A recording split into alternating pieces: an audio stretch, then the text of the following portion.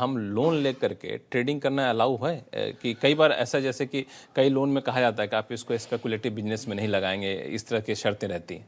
नहीं, ऐसा ऐसा कुछ नहीं है लक्ष्मण। हाँ, आपने हाउसिंग लोन लिया है और आप उसको लगा रहे हैं। वैसे नॉर्मली जो लोन का देने वाला है वो इस चीज से दखल नहीं देता है कि आप उसको किस लिए लगा रहे हैं। ये वैसे एक सैद्धांतिक रूप से कहा जाता है। मुझे लग रहा है आप कुछ मॉरल प्रिंसिपल्स में चलेगा। ये बात सच है कि उधार लेके और निवेश नहीं करना चाहिए। ये एक सैद्धांतिक प्रिंसिपल है, पर कानूनी तौर पे ऐसी कोई रोक टोक ज्यादा नहीं होती है। तो चलिए, तो आप ब्याज पर रिडक्शन ले सकते हैं क्योंकि आप इससे ट्रेडिंग कर रहे हैं, यही आपका बिजनेस है। तो नरेश जी, उम्मीद करता हूँ कि सारे सवालों का जवाब मिल गया होगा। अब चलते हैं पंजाब, जहाँ से पटियाला से जीवन कुमार जी हमारे साथ फोन लाइन पर जुड़ चुके हैं। जीवन जी नमस्कार। हाँ जी सर, नमस्कार जी। जी बताएं।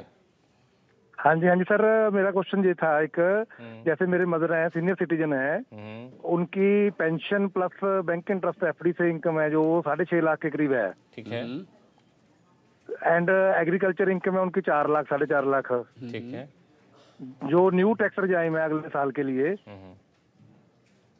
जहाँ पे 7 लाख तक इनकम का नील किया गया है ना, अगर इनकम प्लस पेंशन का, और एग्रीकल्चर को अगर क्लब करते हैं तो ये टैक्सेबल होगी या कैसे होगा इसका? अभी हम लोग चर्चा कर ही रहे थे कि वही जो रिबेट और इसमें कंफ्यूजन इनको भी है, जो 7 लाख एग्जेम्पशन की बात कर रहे हैं। देखिए, एग्जेम्पशन आ गए हैं क्योंकि एग्रीकल्चर है। जी हाँ जीवन जी, जब एग्रीकल्चर इनकम साथ में होती है तो लक्ष्मण, इसमें एक फॉर्मूला, एक कॉन्सेप्ट है आयकर में, उसको बोलते हैं पार्शियल इंटीग्रेशन। पार्शियल इंटीग्रेशन का मतलब है कि एग्रीकल्चर, कृषि से जो इनकम है वो बेसिकली एग्जेम्प्ट है, पर उसको रेट पर्पसेस के लिए इंक्लूड किया जाता है। तो इसका एक फॉर्मूला है जीवन जी, आपको मैं बता देता हूं कि पहले आप एग्रीकल्चर इनकम में जो उनकी दूसरी इनकम है, मैं 6 लाख आपने बताया, मैं नोट कर रहा था, 6 लाख और 4 लाख को आप जोड़ दें, उस पर टैक्स निकाल लें। उसके बाद आप जो एग्रीकल्चर इनकम है उसमें आप बेसिक एग्जेम्पशन स्लैब जोड़ दें, उस पर टैक्स निकाल लें। पहले वाले टैक्स को दूसरे वाले टैक्स में से आप घटा दें, और घटा के मैं जो कैलकुलेशन आपकी नोट कर रहा था, तो अगर 6 लाख में लेते हैं तो करीब 49,400 के आसपास इनका टैक्स निकल के आता है। तो जीवन जी, आप उनकी इस तरीके से, ये लक्ष्मण पंजाब से थे और इनका कुछ एक्सेंट मुझे पंजाबी लग रहा था, मैं उम्मीद करता जीवन जी तो अनुसारा समझ आ गया होगा। जीवन जी, समझ में आ गई बात? थोड़ा क्लियर नहीं हुआ इसमें, जो 7 लाख की एग्जम्पशन है वो विदाउट एग्रीकल्चर है, फिर वो एग्रीकल्चर क्लब होगी इसमें? हाँ बिल्कुल, उसमें क्लब होगी मतलब जो एग्रीकल्चर टैक्सेबल बन गई जी। हाँ, जो जीवन जी जो कैलकुलेशन करेंगे आप, मैं आपको फिर से बता देता हूँ, जो आपकी जो एक्चुअल इनकम है उसमें आप एग्रीकल्चर जोड़ेंगे, फिर उसके बाद जो बेसिक स्लैब, जिस स्लैब में वो फॉल कर रही हैं उस स्लैब में आप एग्रीकल्चर जोड़ेंगे। दोनों का टैक्स अलग अलग निकाल के रखेंगे, पहले वाले टैक्स में से बाद वाला टैक्स निकालेंगे तो आपका फाइनल टैक्स पेबल आ जाएगा। चलिए, फिर भी कोई उलझन रह जाए जीवन जी तो आप हमें लिखिएगा, tax@moneycontrol.com पर आपके सवालों को फिर से सुलझाएंगे। लेकिन जितना आसान भाषा में समझाया कोहली साहब ने, उम्मीद करता हूँ कि आपकी उलझनें दूर हुई हो। तो खैर पंजाबी में समझा दिया आपको। चलिए, अब चलते हैं लखनऊ, जहाँ से नीलिमा मिश्रा जी का सवाल आया है। दरअसल ईमेल से सवाल भेजा है और ये बता नहीं रहे हैं कि ये अपने ऊपर सवाल लागू है किसी और के ऊपर। खैर, सवाल ये है कि पति से गिफ्ट किए गए धन से यदि पत्नी के नाम FD यानी फिक्स डिपॉजिट की गई है तो उससे जो ब्याज आमदनी होती है, तो क्या ब्याज पर क्लबिंग का नियम लागू नहीं होगा?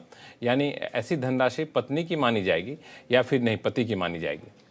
अब देखिए, ये जो पत्नी को पति से धन मिला है लक्ष्मण, ये 2 तरीके का होता है। एक तो गिफ्ट होता है, इन्होंने जिक्र किया, पर आपको याद होगा कुछ शो पहले हमने एक पिन मनी की बात की थी, जो पति पत्नी को घर खर्च के लिए पैसे देता है या पॉकेट मनी के लिए पैसे देता है। तो अगर तो वो पिन मनी से इकट्ठा किया हुआ है तब तो उसके पत्नी को जो उस पर इंटरेस्ट मिल रहा है वो टैक्सेबल नहीं होगा। पर अगर ये गिफ्ट मिला है, मतलब गिफ्ट तो अब गिफ्ट होता है, तो अगर गिफ्ट मिला है तो फिर ये सेक्शन 64 में क्लबिंग का नियम लागू हो जाता है। बहुत ही बारीक नियम है, मतलब अगर गिफ्ट मिला है तब तो क्लबिंग का नियम लागू होगा। बिल्कुल, और इसमें ये भी नहीं कि आप पिन मनी के नाम पे गिफ्ट को छुपा के दे रहे हैं, क्योंकि उसमें वर्ड रीजनेबल इस्तेमाल किया गया है। मतलब मान लीजिए मेरा घर का खर्च 50,000 रुपए महीने है और मैं घर के खर्च के नाम पे 2-2 लाख रुपए महीने दे रहा हूं, तो फिर वो उस पर प्रश्न खड़ा हो जाएगा।